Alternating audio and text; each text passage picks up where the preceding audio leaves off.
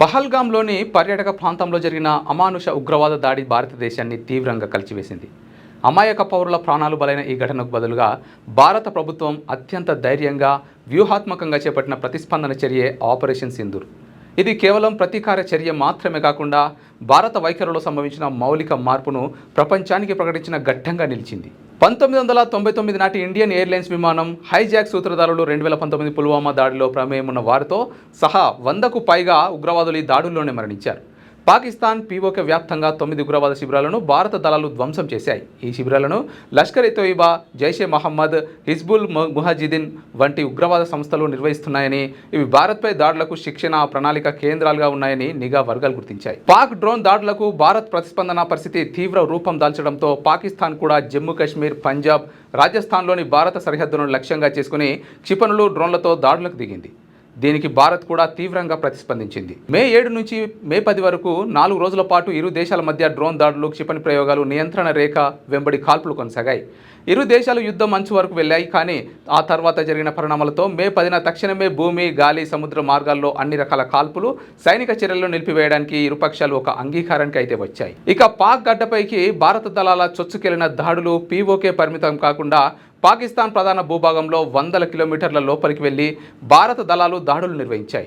America డ్రోన్లు కూడా లక్ష్యంగా చేసుకోవడానికి వెనుకాడిన బహవల్పూర్ వంటి సున్నితమైన ప్రాంతాలతో సహా పాకిస్తాన్ పంజాబ్ ప్రావిన్స్లోని ఉగ్రవాద మౌలిక సదుపాయాలను భారత యుద్ధ విమానాలు తొలిసారిగా లక్ష్యంగా చేసుకున్నాయి. పాకిస్తాన్ గడ్డపై నుంచి ఉగ్రవాదం పుడితే ఆ దేశంలోని ఏ ప్రాంతమైనా తమకు అందుబాటులోనే ఉంటుందని భారత్ నిస్సందేహంగా నిరూపించింది ఈ ఆపరేషన్తో.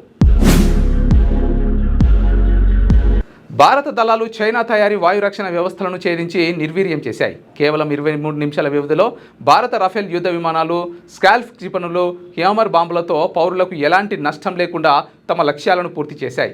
ఈ ఆపరేషన్ పాకిస్తాన్ వాయు రక్షణ సన్నద్ధతలోని కీలక లోపాలను బహిర్గతం చేసింది. ఆకాశ్ తీర్ వాయు రక్షణ వ్యవస్థ వందలాది పాకిస్తానీ డ్రోన్లు, క్షిపణులను విజయవంతంగా నిర్వీర్యం చేసింది. దీని సమర్థత భారత గగనతలాన్ని సురక్షితం చేయడమే కాకుండా ప్రపంచ ఎగుమతి మార్కెట్లో ఒక విశ్వసనీయ వ్యవస్థగా నిలిపింది. ఉగ్రవాదంపై జీరో టాలరెన్స్ విధానానికి అనుగుణంగా భారత్ కేవలం ఉగ్రవాద మౌలిక సదుపాయాలనే లక్ష్యంగా చేసుకుంది.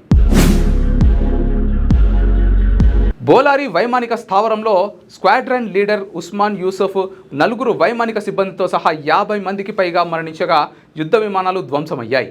ఆపరేషన్ సింధూర్ను విజయవంతంగా నిర్వహించడంలో భారత సైన్యం, నౌకాదళం, వైమానిక దళం అద్భుతమైన సమన్వయాన్ని ప్రదర్శించాయి.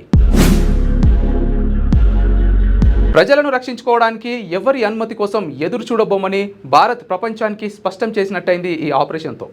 ఇక ఎట్టి పరిస్థితుల్లోనూ ఉగ్రవాదాన్ని సహించబోమని, దాని వెనుక ఉన్నవారు ఎక్కడా దాక్కోలేరని ఆపరేషన్ సింధూర్ గట్టి హెచ్చరిక పంపినట్టయింది. రెచ్చగొడితే భారత్ ప్రతిస్పందించడమే కాకుండా పూర్తి శక్తితో ప్రతీకారం తీర్చుకుంటుందని మరోసారి నిరూపించింది. ఆపరేషన్ సింధూర్ కేవలం ప్రతీకార చర్య మాత్రమే కాదు, ఇది భారతదేశం భద్రతా విధానంలో ఒక పెద్ద మలుపు. ఉగ్రవాదంపై తక్షణ దురుసు, ఖచ్చితమైన చర్యకు ఇది మార్గదర్శకంగా మారింది.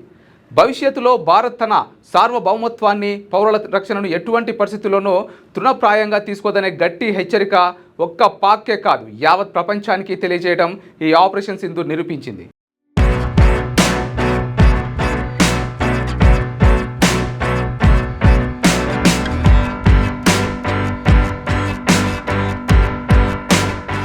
క్యూ న్యూస్లో పనిచేయటకు వీడియో ఎడిటింగ్ మరియు SEOలో అనుభవం గల జూనియర్ ఎడిటర్స్ కావాలను. సంప్రదించవలసిన నెంబర్ 8688926084. లేటెస్ట్ న్యూస్ తెలుగు మరియు ఇంగ్లీష్ అప్డేట్స్ కోసం ఇప్పుడే క్యూ న్యూస్ అఫీషియల్ యాప్ని ప్లే స్టోర్ నుండి డౌన్లోడ్ చేసుకోండి. సరికొత్త సమాచారాల కోసం క్యూ న్యూస్ వెబ్సైట్ని ఫాలో అవ్వండి. ఛానల్లో ప్రాంతీయ, జాతీయ, అంతర్జాతీయ వార్తలు వీక్షించండి. లైక్ చేయండి.